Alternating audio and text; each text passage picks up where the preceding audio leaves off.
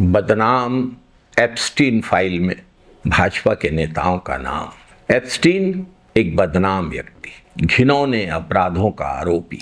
Epstein के साथ भाजपा सरकार के मंत्री के कनेक्शन। एक ऐसी सरकार जो भारत को विश्वगुरु बनाने का दावा करती है, लेकिन इस सरकार की हरकतें अंतर्राष्ट्रीय मंचों पर भारत की साख पर बार बार सवाल खड़े करती है। अगर सामने आ रहे तथ्य गलत हैं तो सरकार को जवाब देना चाहिए, और अगर सही है तो देश को सच जानने का हक है।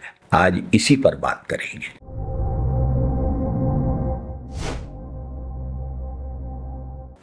नमस्कार साथियों, एप्स्टीन फाइल्स में भारत का नाम आना, भारत के मोदी सरकार के मंत्री का नाम आना बहुत ही शर्मनाक। जेफरी एप्स्टीन एक अमेरिकन अरबपति जिसे यौन शोषण, ह्यूमन ट्रैफिकिंग और नाबालिग बच्चों के साथ यौन अपराधों के लिए दुनिया जानती है। 2026 में सार्वजनिक हुई एप्स्टीन फाइल्स में भारत से जुड़े कुछ नाम सामने आए। दस्तावेजों में भारत के पेट्रोलियम मंत्री श्री हरदीप सिंह पुरी का उल्लेख है। फाइल्स के अनुसार 2014-15 के बीच एप्स्टीन और पुरी के बीच ईमेल संपर्क थे। वीजा से जुड़ी मदद की मांग की गई थी। तरह तरह की पारिवारिक स्तर की औपचारिकताएं भी दर्ज हैं। मंत्री महोदय ने कहा है कि ये संपर्क प्रोफेशनल थे, रहे होंगे संबंध प्रोफेशनल, लेकिन अंतर्राष्ट्रीय स्तर पर सवाल उठ रहा है, क्या किसी भी देश की सरकार के मंत्री का ऐसे बदनाम व्यक्ति से, यौन अपराधी से किसी भी प्रकार का संबंध भारत की छवि के अनुकूल है? क्या ऐसे में भारत विश्व गुरु बनेगा?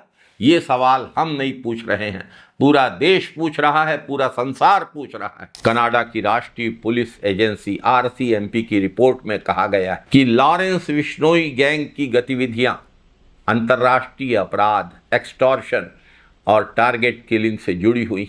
इसी आधार पर कनाडा ने इस गैंग को आतंकी संगठन के रूप में सूचीबद्ध किया है। 2023 में हरदीप सिंह निज्जर कनाडा में मारा गया।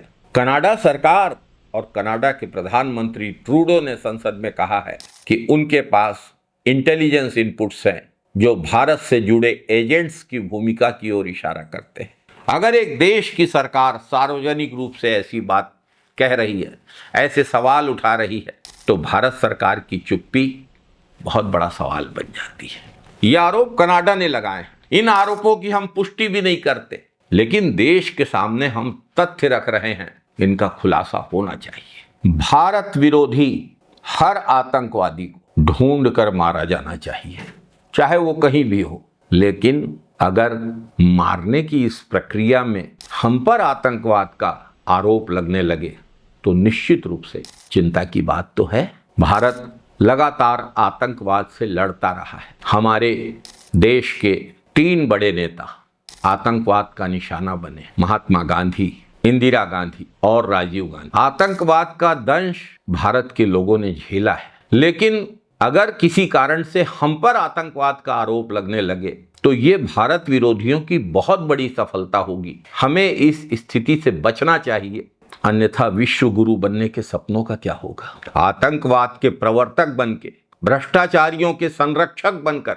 और यौन अपराधियों से सरकार के सत्ताधीशों के संबंधों के आधार पर तो विश्व गुरु नहीं बना जा सकता। और तीसरा और सबसे बड़ा अंतर्राष्ट्रीय मामला, अमेरिका के न्याय विभाग DOJ ने गौतम अदानी और उसके भतीजे सागर अदानी पर ब्राइबरी और फ्रॉड से जुड़े आरोपों में केस दर्ज किया है। DOJ के अनुसार सोलर प्रोजेक्ट के लिए करीब $265 मिलियन की रिश्वत देने या वादा करने की बात कही गई है। इसी आधार पर $3 बिलियन से ज्यादा की फंडिंग जुटाए जाने का आरोप भी अमेरिका के जांचकर्ताओं ने लगाया है। निवेशकों को एंटी ब्राइबरी मामले की और नियमों की सही जानकारी नहीं देने की बात भी सामने आई है।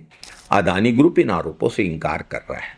मामला अदालत में है, लेकिन इस मामले के बाद अंतर्राष्ट्रीय स्तर पर भारत के कॉरपोरेट्स की गवर्नेंस और भारत में सरकार और उद्योगों के गठजोड़ पर सवाल खड़े हो रहे हैं। ये सवाल हम नहीं उठा रहे हैं, ये सवाल भारत के किसी आदमी ने नहीं, अमेरिका की जांच एजेंसियों ने लगाया है। एप्स्टीन फाइल हो, कनाडा की सरकार के दावे हो या अमेरिका की अदालतें, भारत का नाम इस तरीके से सवालों के दायरे में क्यों आ रहा है? अगर हमने कुछ नहीं किया है तो हम जवाब क्यों नहीं देते? कड़ा जवाब क्यों नहीं देते? खंडन क्यों नहीं करते? और अगर जो हो रहा है वो राष्ट्रीय हित में है तो जनता को बता देना चाहिए। कम से कम देश के लोग आपके साथ खड़े रहेंगे, विदेशों से उछाले जा रहे आरोपों का जवाब दे सकेंगे। हम निंदा करेंगे इन आरोपों की, इनके खिलाफ हम सब आवाज उठाएंगे। भारत की संप्रभुता, भारत के हितों के ऊपर कुछ भी नहीं है, लेकिन ये सवाल उठ रहे हैं, इन सवालों का जवाब आना चाहिए। विशेषकर विदेश की कोई सरकार, विदेश की कोई जांच एजेंसी आरोप लगाए, हमारी सरकार की ओर से खंडन आना। जब चाहे तब ट्रंप बोल देता है मैंने युद्ध विराम किया, जब चाहे तब ट्रंप बोल देता है अब रूस से तेल नहीं खरीदेंगे, वेनेजुएला से खरीदेंगे, अमेरिका से खरीदेंगे, ईरान से, चाबहार पोर्ट से हम हट जाते हैं। क्यों हटते हैं देश को नहीं बताया जाता? सवाल तो उठेंगे।